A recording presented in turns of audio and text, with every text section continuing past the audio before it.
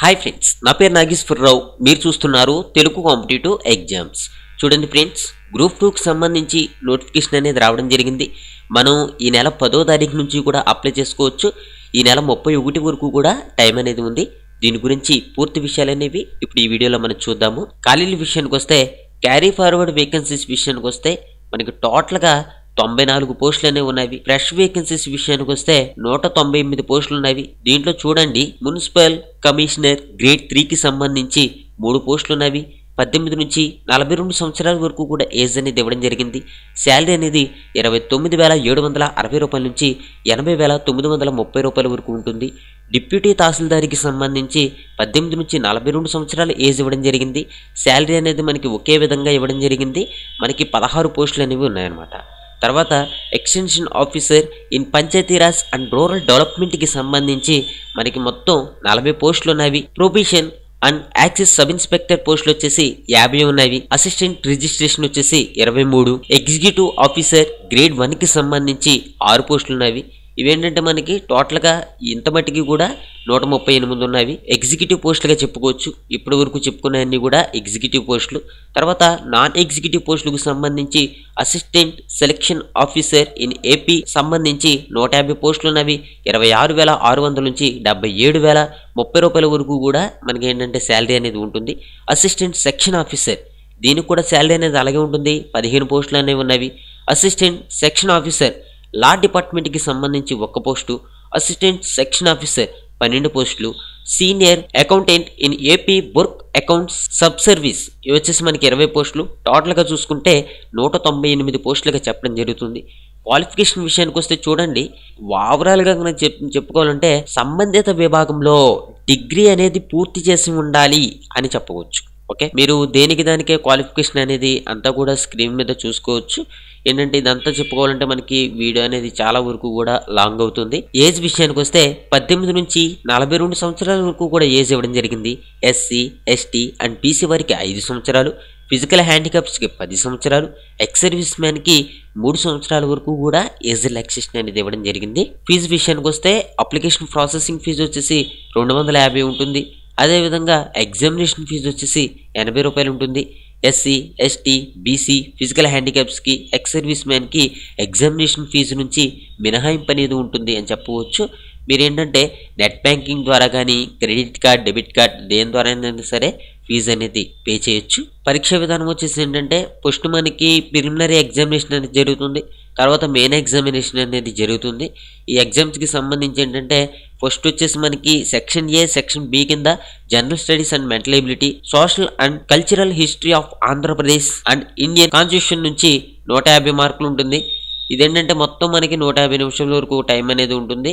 150 మార్కులకి ఈ యొక్క ఎగ్జామ్ అనేది జరుగుతుంది. దీంట్లో మనకి ఏంటంటే సెక్షన్ సి కూడా ఉంది. అదేంటంటే ప్లానింగ్ అండ్ ఎకానమీకి సంబంధించి కూడా అడుగుతారనమాట. ఈ యొక్క section A, section B, section C మొత్తం అంతా కలిపి మనకి ఏంటంటే 150 మార్కులు జరుగుతుంది.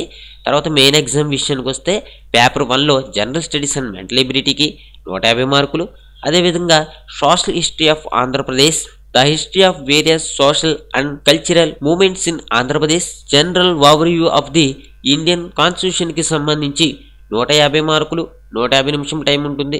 మ్యాక్సిమం మనకి వచ్చేసి మ్యాక్సిమం మార్కులు వచ్చేసి 150 మార్కులుగా చెప్పడం జరుగుతుంది. తర్వాత పేపర్ 3కి సంబంధించి planning in India and Indian economy, contemporary problems in developments in rural society with special reference to Andhra Pradesh వచ్చేసి మనకి 150 మార్కులకి 150 నిమిషంలు. అదేవిధంగా 150 మార్కులకి జరుగుతుంది. టోటల్గా చూసుకుంటే 450 మార్కులకి ఈ యొక్క మెయిన్ ఎగ్జామినేషన్ అనేది జరుగుతుంది అనమాట. సిలబస్ అనేది కూడా మనకి ఇక్కడ ఇవ్వడం జరిగింది. మీలో ఎవరైతే సిలబస్ అనేది కావాలనుకుంటారో వాళ్ళందరూ కూడా ఈ పీడిఎఫ్లో చూసుకోవచ్చు. ఈ పీడిఎఫ్ లింక్ని, అదేవిధంగా అఫీషియల్ వెబ్సైట్ లింక్ని, ఈ రెండింటిని కూడా నేను కింద డిస్క్రిప్షన్లో ఇస్తాను, చూడండి. ఓకే, ఇది ఫ్రెండ్స్ ఆంధ్రప్రదేశ్ గ్రూప్ 2కి సంబంధించి వచ్చినటువంటి ఒక నోటిఫికేషన్. మరొకటి ఏంటంటే పంచాయతీ సెక్రటరీకి సంబంధించి ఒక 30 గంటల వీడియో అనేది తయారు చేయబడింది.